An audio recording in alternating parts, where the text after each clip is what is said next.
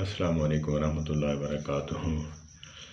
اکثر آپ نے جملہ پڑھا ہوگا، ٹریکٹر ٹرالی کے پیچھے لکھا ہوتا ہے یا پھر کسی اور گاڑی کے پیچھے بھی لکھ دیتے ہیں، جملہ ہے جہاں لکھ دیا جائے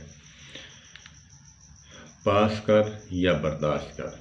یہ بھی جملہ مولانا محمد الیاس گھمن دامت برکاتہم العالیہ کا ہے، لیکن انہوں نے کچھ اپنے انداز میں کسی اور طرز میں بیان کیا ہے، میں کسی اور طرز سے بیان کرنا چاہ رہا ہوں۔ پاس کر یا برداشت کر، پاس کرنے والے کو جو ہے بڑے ظرف والا کہتے ہیں اور برداشت کرنے والے کو مہذب اور ڈسپلن رکھنے والے کو کہتے ہیں، تمیزدار انسان کو کہتے ہیں، متحمل انسان کو کہتے ہیں، اور جو نہ پاس کر سکے اور جو نہ برداشت کر سکے اسے حاسد کہتے ہیں۔ وہ اندر ہی اندر جلتا رہتا ہے، نہ پاس کر سکتا ہے نہ برداشت کر سکتا ہے، بس یوں ہی اپنے دانتوں کو کاٹتا رہتا ہے، تو اس گاڑی کے پیچھے ہی رہتا ہے، ہارن پہ ہارن بجایا جائے گا، اسے حاسد کہتے ہیں۔ اللہ پاک ہمیں حاسدین سے بچائے اور ہمیں حسد کرنے والوں میں سے نہیں، مہذب اور بڑے ظرف والا بنائے۔ والسلام علیکم ورحمۃ اللہ۔ یہ بھی جملہ مولانا محمد الیاس گھمن دامت برکاتہم العالیہ کا ہے۔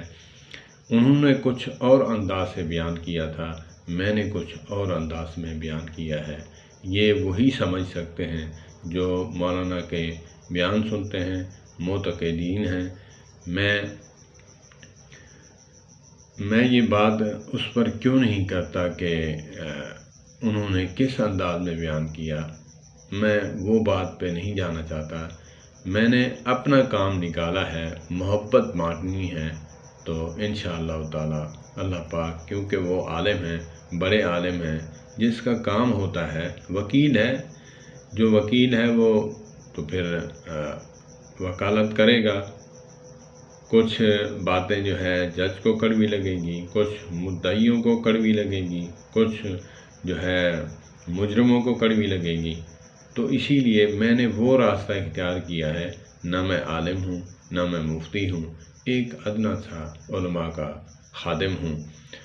اللہ پاک مجھے مزید توفیق عطا فرمائے، اور میں اس پر بہت خوش ہوں کہ اللہ پاک نے مولانا محمد الیاس گھمن دامت برکاتہم العالیہ کے ساتھ وابستہ ہونے سے مجھے جو وہابی علم اللہ پاک نے عطا فرمایا، یہ انہی کی کرامت ہے۔